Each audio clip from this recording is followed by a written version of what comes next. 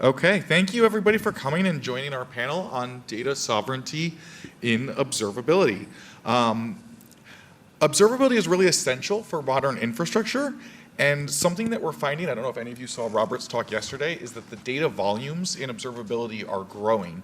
And typically they're going to be a significant multiple of the actual business data of the system that's being monitored. So this is creating some challenges, and it's creating some pressures to move this data to places that it can be cheaper and controlled. So today we're going to dig into that a little bit and talk about who should own observability data, where should it be stored, and how do we balance data sovereignty with the operational needs of resilient and scalable data. So to start things off, I would like to ask Hazel to just tell us a little bit about, what's going on in observability right now? Like, what are people doing differently that they weren't doing before? So one of the interesting things with observability is, as we look at observability historically, originally the question used to be essentially, is this thing on? The data fidelity was very low. The types of questions you were asking were not very sophisticated, and the amount of analysis that you had in the system remotely was very limited. If you wanted to ask a question about the system, you more or less went into that system and inspected it manually. If you looked at the system remotely, you just didn't have the fidelity.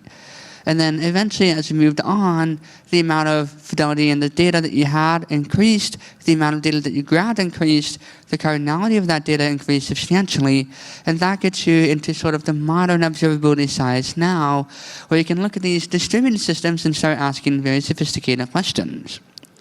But as we move on, as we move forward, what's starting to happen is the concepts of monitoring or observability or security or business intelligence are all starting to slowly merge as data becomes more and more valuable. And we understand that it's all just kind of ones and zeros at the end.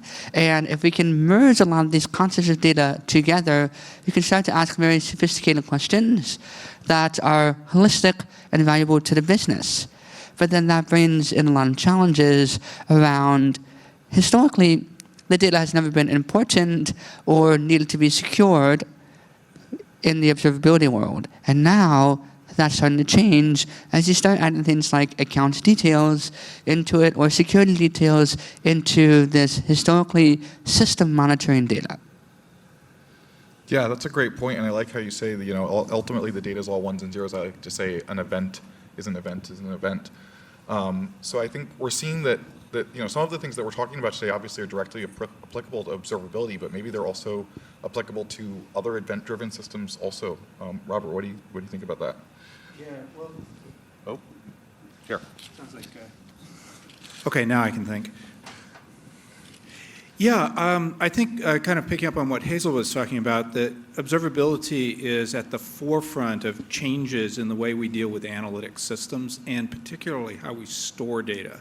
As Josh mentioned at the beginning, the volumes of data that we see in observability are absolutely enormous. And they are one of the things that are driving companies to begin storing the data not inside closed databases, but to move to public data lakes, which have much lower cost of storage. They keep a single copy. On top of that, they keep a single copy that can then be used by multiple applications.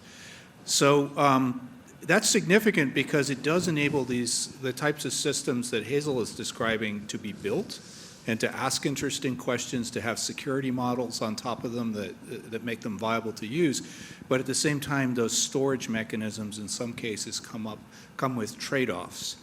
Or there are trade-offs about managing the systems that then are significant when you start to think about, hey, can we achieve our compliance requirements regarding data sovereignty?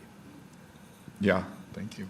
So with that in mind, Edith, what are some of the ways that you're seeing that companies and customers are responding to this growing data volume? Like, what are some of the strategies that people are adopting? Hello, yeah. One of the things that I was aware these days is that people are using more AI and machine learning to process the data. So observability is not more like we learned at the beginning the fundamentals to know traces, logs, and and do troubleshooting. Now we are in another level of observability where people have to analyze all the things, and that information have to be available for business topics, and try to involve more people in that. Yeah, definitely. Okay. So when it comes to owning that data, what does that look like? Like where are people putting their data now? Yeah, people right now is trying to get ownership of the data, because that helps a lot. So people, once they get the ownership, they can decide where to store the data, how to process, or how to secure the data. So it could be in hybrid systems, on-premise or cloud. So, but with this ownership, big responsibility comes also a big challenge. So security is another topic that we should start to talk about. And I think we are doing okay doing these kind of topics where we can also discuss about security, if we own the data, but how we can secure this data. Definitely. I think that's interesting. Thank you for bringing up the point of security of the data, not just using the data for security monitoring. That's important, and I think we're going to want to come back to that. Robert, how does this ownership of the data conflict with some of the operational concerns that we might have? Yeah, I think, and particularly when you look at data sovereignty, I mean, there's basically a couple of different issues. One is where the data lives. So, for example, we have customers that have business requirements that the data be kept within the EU. Well, it's kept within the EU, and then within that scope, it has certain requirements like right to forget, which comes out of GDPR. So those are challenges because in very large analytic systems, actually forgetting somebody means deleting their data. And to give you an extreme example, if you don't arrange the data, there's a real trade-off to achieve this. If you don't arrange the data well, when you delete the data from one company out of 1,000, you can end up with rewriting the data for the other 999. This is just a sort of a side effect of the way columnar storage systems work, that if the data is sprinkled across enough locations, the way you remove rows is actually rewrite the data so that it doesn't contain it anymore. So these are real challenges. At the same time, if you then sort of move the data into a place where it's easily deleted, you may have performance impacts. So these systems can be engineered, but there's definitely, as you're meeting these sovereignty requirements, it's important to realize they don't come for free, and it does require you to think, and you can't simply solve them by throwing more hardware at it. You do have to think more about the design of the systems to meet these requirements and have them run efficiently. So speaking of what you were saying, when you say the word delete, what do you mean by that? Ah, yes, that's a wonderful question. So for users, delete means they delete the data and it disappears from their screen.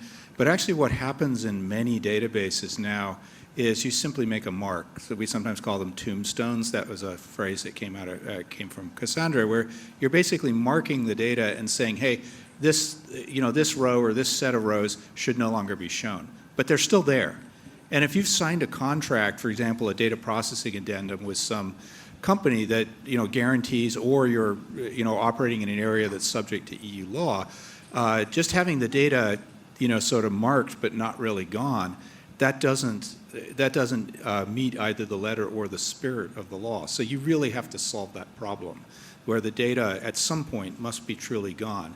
Most regimes, and we see this in the United States as well with confidential information, most regimes do give you kind of a window to get rid of it, but in the end it has to go it really does have to disappear. Hazel, I know you, from our discussion earlier, I think you might have some thoughts about how we can operationalize that and put that into practice. How we can operationalize in what? The process of deleting the data, or how we can manage this better in our schema design or system design. So one of the challenges with deleting the data and figuring out how to do that is you end up with this common sense business language of, you have, like in GDPR, the right to delete, which very simply says, when I delete it, it's gone. But then you also have the need as a user to if I delete it on accident, I really want an undo button. We've had those for a few decades now. They're quite useful. I really want them. But how do you have both when they seem in conflict with each other? And so this is where one of those understandings really comes into play of the law is a bit fuzzier than it may sound. But compliance is a bit fuzzier than it may sound. It's not like compliance is trying to screw you over. They are genuinely trying to help you build a better product. But you need to figure out what a better product looks like and work with legal and compliance and regulatory institutions to figure that out. So for example, you can delete things by actually deleting it. But what if you can delete things by encrypting the data with a one-way key that you, the vendor, don't have access to? And then only the client can unencrypt that data. And so it's deleted, but if they want an undo button, they can run a batch script on the data to undelete it. Otherwise, you've deleted it as in, you can no longer recover the data and you can no longer access it. From the compliance side, that's probably sufficient. It is a wonderful way to delete data. So the practical problem is that you have to have a database that actually supports this. So for example, the ability to have separate keys for every customer's data, the rows of data for performance reasons are often stored in the same table for all tenants, and particularly in multi-tenant systems. But if your database has this feature, this is one of the absolute best ways of deleting data irreversibly. Just don't do it by accident. Okay, so it sounds like the developers maybe need, like it sounds like there are some technical solutions here that need to be implemented and the developers are going to need to care about this. How do we get the developers to care about this? So I think one of the challenges here in getting developers to care about it is that caring has to be a holistic business and strategic investment. So if a developer cares about a solution, what can often happen is they need to get buy-in from the business to invest in the time to implement it. And then the business needs to figure out how to take the solution and then market it and sell it. And they have to figure out how to actually hit that product market fit and get the money required to actually build the thing and to actually sell it. And then sometimes the regulations need to catch up. And so it becomes a very thorny question because it's not really how do developers care about this. It's everybody has to care about this. So it's really how do you get this nice setup going where it's mutually beneficial for everyone involved. And then you have the room and mental capacity to take on novel problems rather than just crunch down and solve tickets. Once you're in that space of the whole business is investing in improving the product, you can start to get some really cool things. Yeah, adding what Jesus just said, the thing that the developer has the ownership of the data to put it in agnostic cloud that give you the power to decide how is gonna the data be structured. It can be not as a regular database like MySQL or MongoDB. It can be as a columnar database, so it could also help developers to save cost when data is stored in some kind of cloud. Okay, great. So you brought up the issue of costs, and we've been talking a little bit about compliance. Edith, what are some of the other, are there any other motivating factors besides cost and compliance that are pushing people to want to own their own data? Why do people want to own their own data besides cost and compliance? Yeah, there are different aspects that could be obvious for us to see why people want to have ownership of data. One is customizations, because once we have the ownership, we know that we can trade the data, we can customize it, we can set up the alerts, and we can even change from when it's stored in cloud, hybrid, or on-premise. So we can decide that. And as I tell, we can decide also the way how we are storing the data. And what more I can say that managing the alerts that we want as how we want. And the other more important thing also is to comply the regulations that a country has so the data cannot leak to another places that there is no regulations for our data and keep our data secure in one region. Yeah, if I could just throw something in. I mean, a lot of what what we're dealing with here, particularly around the laws that come up in different sovereign regions, is just protecting the data in the first place, making sure it can't be hacked.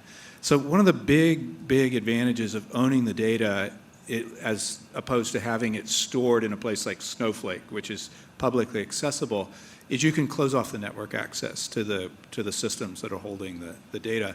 This is the best way to protect it, is just to not have it be reachable.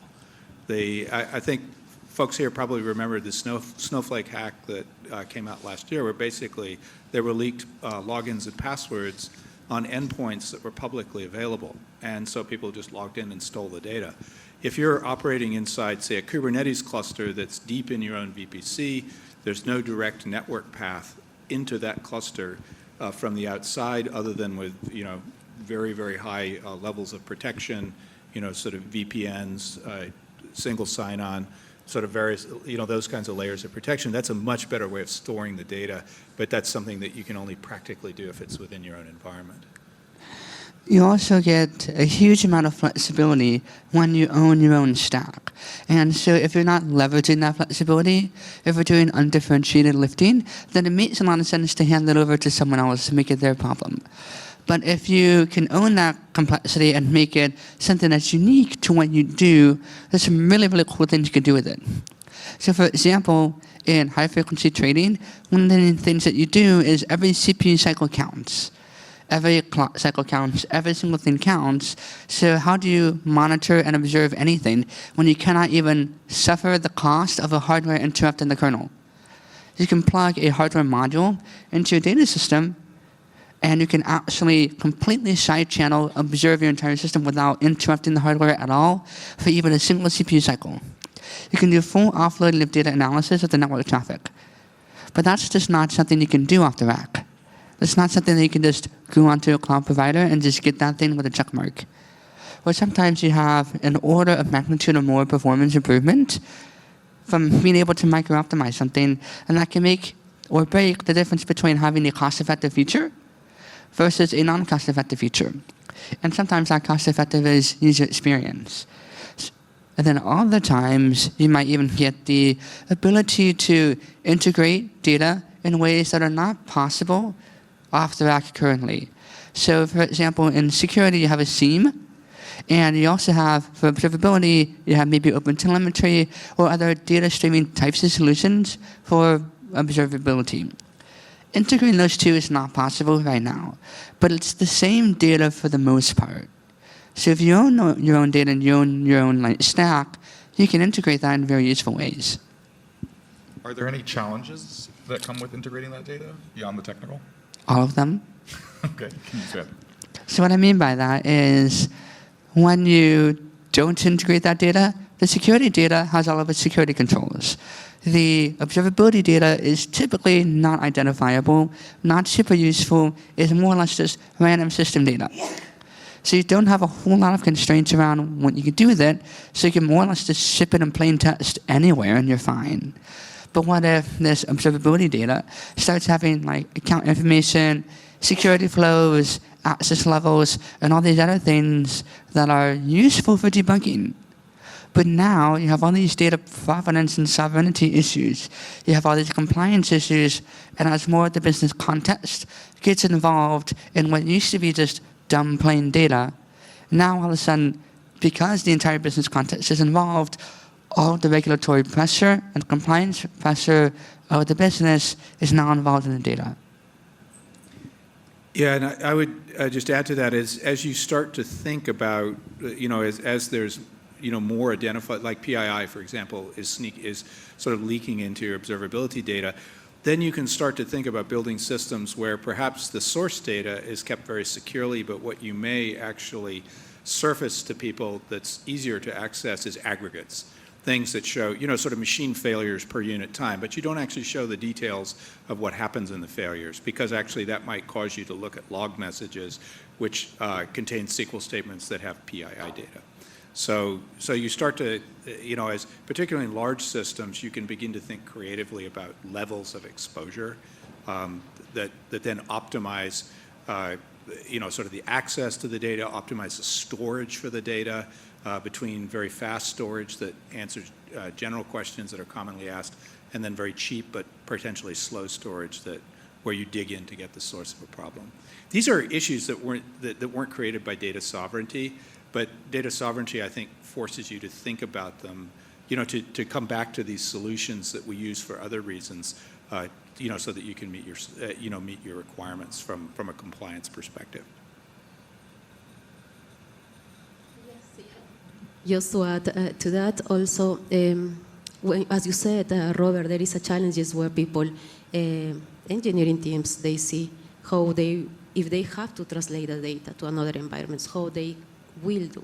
So they are applying strategies like encrypting the data, or highlighting, or identifying what are the sensitive the logs, or to put it in different environments, and anonymizing the data before to pass to another environment. So there are some strategies that right now people are doing. Are there any tools that stand out to you that people are using to do this?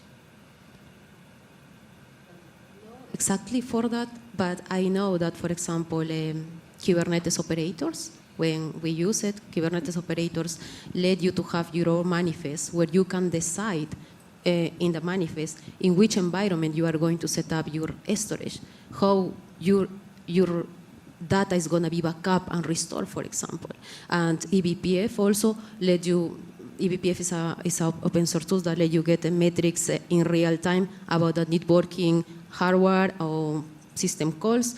It lets you see in real time what is happening, who is having the data, and where is storing, and from where to where it's going. Okay.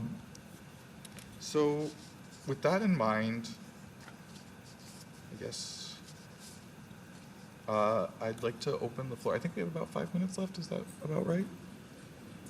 Sorry, yeah, so any audience? Oh. Oh, fantastic. We've got so much time.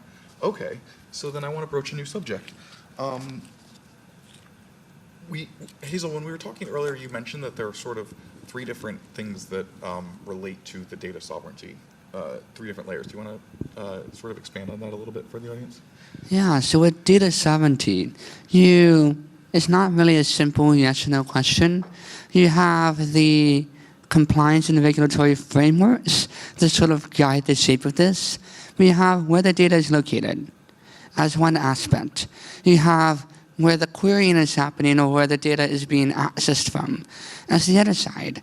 And then you have the path that the data is taking to go from where it's stored to where it's being viewed. And so these 3 things have to cooperate together in a way that fits inside the compliance and regulatory setup that you need to fulfill. So for example, some countries have very, very strong opinions on where the data lives, to the point where the data needs to live inside that country boundary, and any network access of that data needs to reside inside that boundary, which becomes very tricky if you do this, global access thing, where people can just access the website anywhere, except if they want to access the website of that one particular country. You may have to actually figure out how to geo-block them. But what does geo-blocking mean? Well, that's actually a pretty fuzzy definition. You may be 200 to 500 kilometers off with geo-blocks. So can you actually do that? That's a tricky question. So it's those 3 things. They have to all combine together, and sometimes what you may have to do is go back to the regulators, is go back to the compliance frameworks and say, hey, this concept of geo-blocking or geo-fencing something, really hard. The internet tubes are not actually shaped like this. We need to reconsider what you mean by that. Can we just put a flag on someone's account that says that they reside in this country, and then they can view this country's data anywhere? Maybe that's okay, maybe that's not. And then you start to shape things, and then over time, the compliance frameworks will actually change shape to match the needs of the customers and to match the needs of what actually has to happen in the systems. Because in the end of the day, it's really just wanting to build the fucking system. Like, and you wanted to build it in a way that actually works, in a way that's secure, and the compliance frameworks are there to hold you accountable, not to prevent you from doing it correctly. Yeah, we've had to deal with exactly this issue in our business. So we are a hosting provider for ClickHouse. We run it in the cloud. We manage hundreds of clusters worldwide. And one of the features that since in the management model, the customers own the data, like they can keep it in their own VPCs, but we do have a window into it. So one of the features we built into our product was there's basically a gate that people can use to shut us out. And so that we manage the data, our software can access it. It can see, for example, what's happening in Kubernetes clusters, which we use to operate the clusters. But we're not allowed to, for example, a support person cannot see their data. And this is something where the customers can make the decision themselves based on what they perceive as their compliance requirements, their level of risk, how comfortable they are with other people seeing what's going on. And that's actually turned out to be a really great feature in the product that's constantly used. And then, of course, you have to, that's another place where you get conflicts. Locking people out means that, especially experts, means that when something is broken, you may have to either go through extra effort to give them the information to allow you to help solve problems, or you may have to open that gate up, for a few minutes so somebody can go in, read your system tables, understand what is it that went wrong, fix it, and then you close the gate again. But it's an issue we deal with almost every day, and I think this, what Hazel is getting at is you have to think about customization. I think that's a really, really important feature that needs to be built into the systems, both things you build yourself, but also things that, vendors who operate multi-tenant observability systems. And speaking of customers, have you ever had to do anything particularly weird to satisfy any requirements? Oh, where to start? Yeah, although it's usually been nothing to do with the topic at hand, it's usually people design systems badly, and then and through no fault, often through no fault of their own, and then they want us to do hack fixes, which we know are not going to work. Just double the hardware, and okay, that'll fix it for 6 weeks, but it'll come back. I'm not thinking of anything really relevant to this conversation that's weird, but there's definitely been, we definitely have, things that seem kind of crazy that come up from time to time. What, any specific feature requests? Or Edith, I'm also curious I know Percona also manages some database operators, so do you have something similar to what Robert was describing, or is there another way that you handle that challenge of keeping the data private while maintaining support contracts? The Percona built Kubernetes operators for different databases, Postgres, Mongo, and MySQL. So the good thing about that, I can say, is open source that let you also decide to own your own data and decide where you are going to store. So, and the thing is that you can customize the operator to say where you are going to put the data, right? And decide about that. I think this is one of the things that I would like to highlight also, because before it doesn't exist. Yeah, before this, for example, databases were not seen as today. It was outside the Kubernetes environments, the cloud native environments, but now databases are more into cloud native environments thanks to the Kubernetes operators. Because with this, Kubernetes was built just for stateless applications, but now with Kubernetes operators, tools that we built for that necessity to see, hey, we need to put this data in some place. So is the reason Kubernetes operators exist also to save and have ownership for our data, databases data. Okay, great.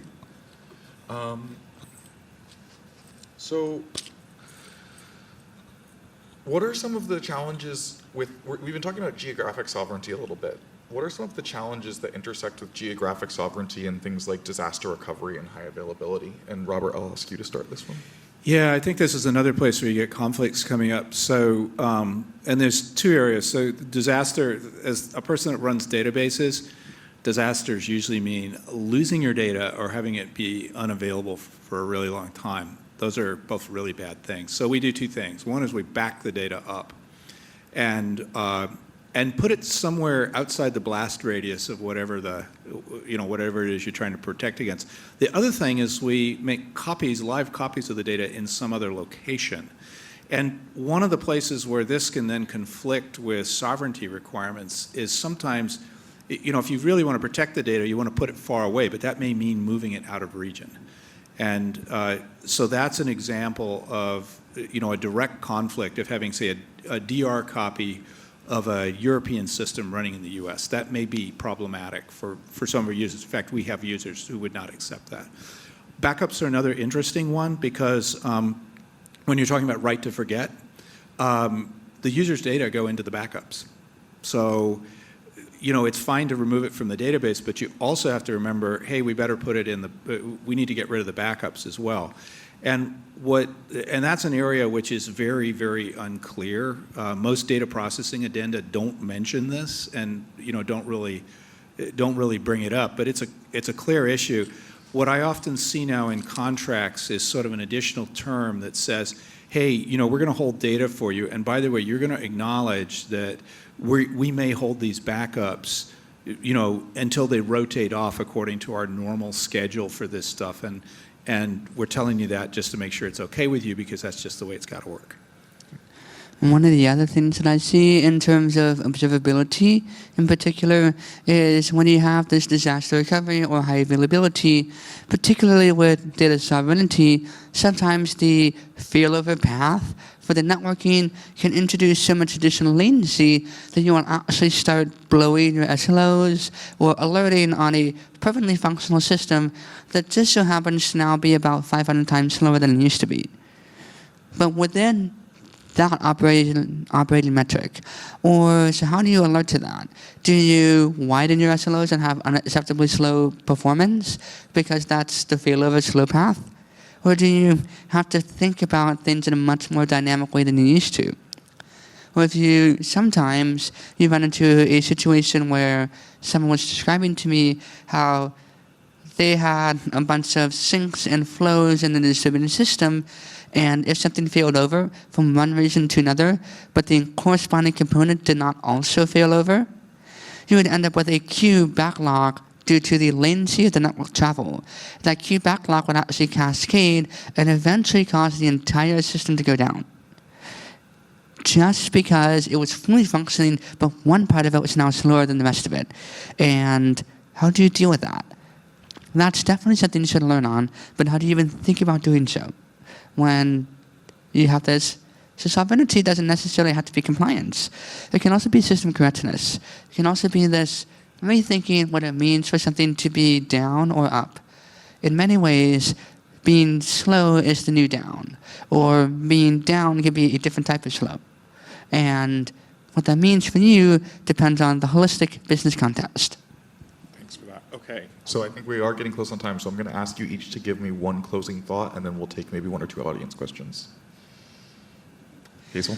Yeah. So my closing thought is that as you take the entire business into account, and as you take all the data and you start really thinking of what this data means in terms of the ability to ask meaningful questions and get useful answers and act effectively on that and what you learn, you're going to end up wrapping all of the necessity of the business into how you understand and manage the data. And you're going to have to start really asking yourself, how does this data become sanitized? How does it become clean? How does it become compliant? And they're going to start bringing in all of that. And unfortunately, that means everybody in the business is going to have to actually work together to understand how to work the business and understand how to work the data. Fortunately, that's actually a good thing. You should be doing that anyway. Well said. Yeah, I would just say that the laws regarding sovereignty, or sort of treatment within sovereign regions, are more flexible than you think. So GDPR, the California consumer data laws, when you read them, they're actually quite ambiguous. And anybody who's read the GDPR regulations or read your average data processing addendum, you'll see this. They're not asking you to stand on your head. They're in the underlying, this is common sense, right? You want to protect the data, you don't have to go overboard. So, think about that. Don't do crazy things. And also recognize that in addition to that flexibility, the businesses that you are serving or the businesses that you're building for or working for, they're actually meeting multiple data needs or multiple compliance needs. So there may be other laws that they also consider at the same time. Plus, they want to make money. So, these laws are not cast in stone. You can almost always come up with something that works.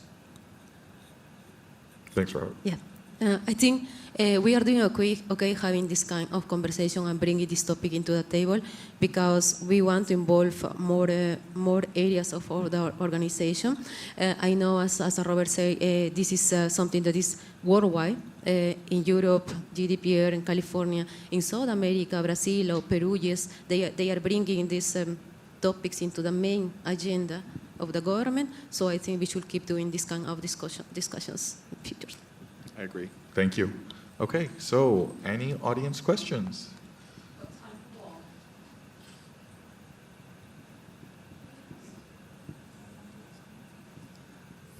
I love answering everybody's questions ahead of time. Just kidding.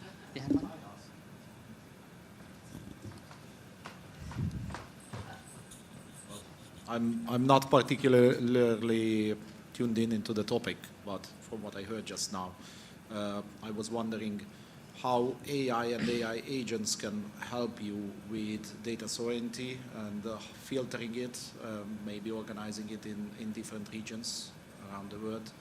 If that is helpful in any way for data storage and data mobility and observability at the same time.